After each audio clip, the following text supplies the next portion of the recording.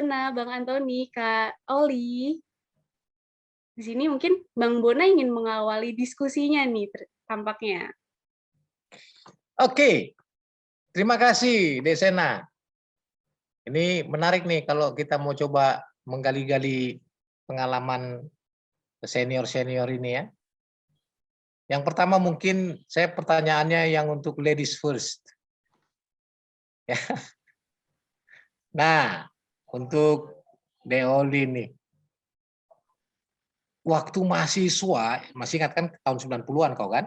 Nah, jadi waktu mahasiswa itu pasti ada senior yang paling kita suka, ada senior yang sedang-sedang saja, ada senior yang paling nyebelin banget gitu loh. Nah, yang paling nyebelin tuh konteksnya apa sih sebenarnya? Tentu ada dong. Silakan, Dioli. Ya, untuk senior yang nyebelin, sebenarnya senior tuh menyenangkan semua, membantu pada saat itu. Tapi waktu baru masuk, kita di ospek dulu dok. Pada saat itu senior minta kita, salah satunya ada kegiatan seperti P3K. Jadi kita bawa tandu, tetapi kita diumpamakan tuh masuk ke dalam sungai. Dan ternyata itu kita pikir ada sungai di mana di sekitar FKUKI. Ternyata itu masuk di dalam got yang hitam pekat, dan tahu sendiri Bang kalau got di Jakarta itu seperti apa itu baunya. Jadi kita disuruh masuk di situ dan kita mesti melintasi got yang itu juga hasil buangan dari rumah sakit dan sebagainya. Nah, karena kita juga takut sama senior, maka kita tidak pikir itu mau ada kuman virus apa, kita tidak pikir itu, pokoknya jalan saja sambil mengangkat tandu gitu. Jadi tapi itu seru, dan itu hal yang jadi menyenangkan. Memang jengkel tetapi akhirnya jadi kenangan yang menyenangkan gitu Bang ceritanya. Oke, waktu mahasiswa kami ini kebetulan saya dengan Antoni ini apa ya, anak rantau bergentayangan itu banyak macam. Untuk mengatasi masalah keuangan, apa sih yang kau lakukan dulu, yang aku juga kebagian gitu loh. Itu satu ya. Yang kedua, masih ingat nggak sih soal kampanye itu? Apa sih yang kau bikin waktu kampanye itu? Dan saya kira, sepengetahuan saya, seadanya UKI kita ini, FK ini, kampanye dalam bentuk itu, kita sudah lakukan pada masa itu. Itu otaknya itu Dr. Antoni nih. Bisa ceritain nggak itu? Ada 2 poin itu. Silakan. Baik. Ya itu saya sendiri udah lupa ya. Tapi ini teman kita Bona ini mengingatkan kembali ya. Jadi memang kita ini kan dari daerah kecil ya, di kampung ya.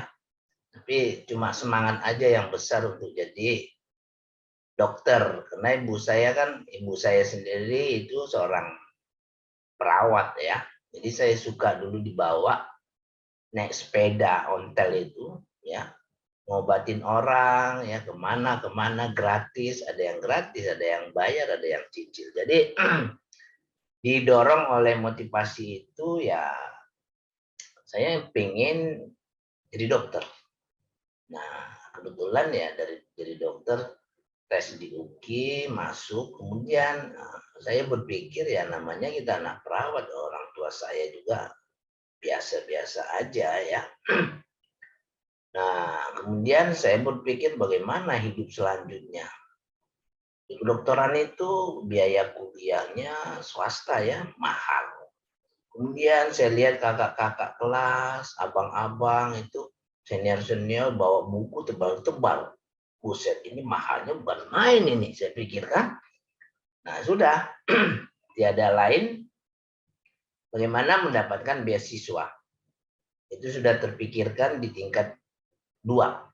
Terus terang aja saya itu lucu sekali. Saya sama Ibu Lahalo namanya itu suka ditunda-tunda ujian karena belum bayar uang kuliah. Saya jadi agak basah nih air mata saya kan. Nah, jadi ditunda ujian, tunda ya kan, karena uang kuliah belum bayar. Tapi saya semangat juang tinggi, berdoa terus. Ya, kemudian saya dapat beasiswa, ya, suruh menghadap ke Profesor SC Nenggolan pada waktu itu. Nah, itu dapat beasiswa lah saya, dari mulai tingkat 3 sampai selesai. Nah, namun dalam perjalanan itu, ya kan, ya, katanya kalau dapat beasiswa pendidikan nilai harus bagus, intrakurikuler bagus, ekstrakurikuler baru harus bagus juga. Nah, apa nih ekstranya biar saya tetap dapat beasiswa? Nah, saya sama teman-teman, Ton, kamu cocok jadi ketua koperasi kamu. Ya, beli bukunya di UI, di FK UI sana, ke Salemba saya tuh. Naik bis, ya. Nah, naik bis itu uangnya ya uang dari mahasiswa. Mahasiswa kan anggota koperasi kan, dan sumbangan dari pembantu dekan 3 waktu itu zamannya almarhum Dr. Suryadi sama dokter, pokoknya PD3 ya, dokter Bukit juga membantu ya. Nah, jadi buku-buku itu bisa didapatkan oleh mahasiswa, ada yang nyicil, ada yang ngutang, ada yang macam-macam. Ada sampai ada juga yang nggak bayar. Snail Jazz juga ada yang nggak bayar, ya kan? Nah, terus tapi saya nggak tahu itu ya, kenapa saya memang tanpa saya sadari, saya memang bisa sponsorin untuk menjadi ketua senat siapa gitu kan. Beli kaos ya, pilihlah ini ketua senat. Nggak tahu saya sekarang baru sadar, oh iya ya, yang sekarang dilakukan di pemilu-pemilu itu sudah kita lakukan dulu ya gitu. Jadi pertanyaan dari saya sederhana saja.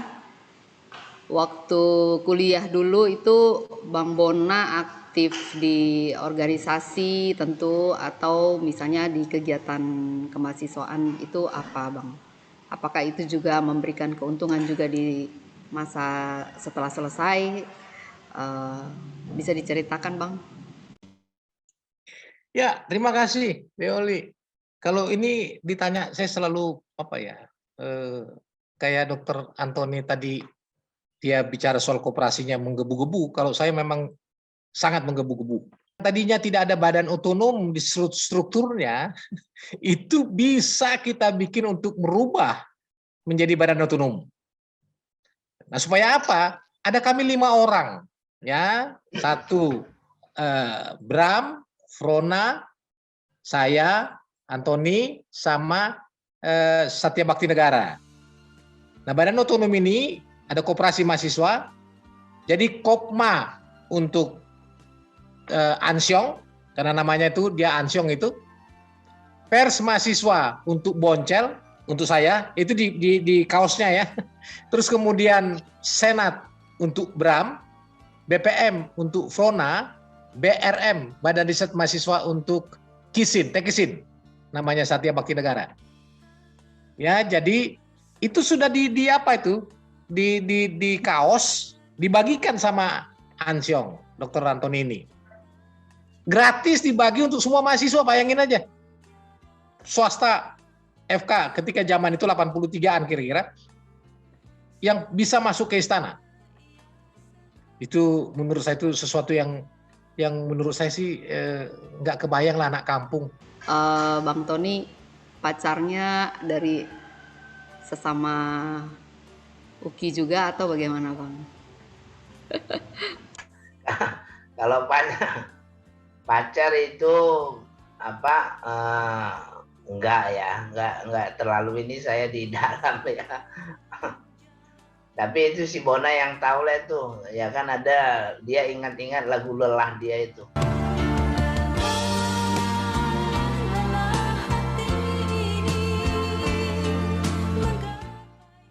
Mungkin si Bona yang cerita lebih enak daripada saya ya. Jangan nanti kedengaran orang ya, repot kita. Ya. Iya, waktu baru masuk kaget nggak Bang dengan sistem belajarnya? Terus kiat-kiatnya apa untuk menyesuaikan diri? Kalau dibilang kaget sih, kaget ya nggak terlalu kaget, sama karena lebih berat lagi, lebih kaget lagi tantangan hidup itu yang saya pikirkan waktu itu. Jadi nggak kepikir, di kampus itu ya syukur bisa sampai jam 8 malam. Jadi bebas makan, nanti ke ruangan ruang rumah sakit itu cari makan di situ ya gitulah. Nanti malam tinggal pulang ke rumah aja. Baik, saya serahkan ke Abang Tony, mungkin ada pertanyaan. Ya ini saya adik kita ya, Dr. Oli ya. Nah, saya ini salut sekali dengan Dr. Oli ya, bisa jadi dekan ya kan. Terus saya dengar tadi S1 FKUGI, S2 UI, S3 UI. Wah, hebat saya bilang. Keren ya. Dari UI ya kan sampai S3-nya ya kan.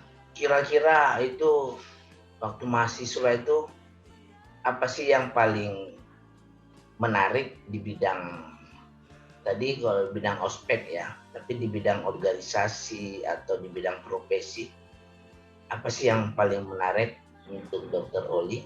Pagi-pagi subuh jam 4:30 itu sudah ada di Pasar Senen.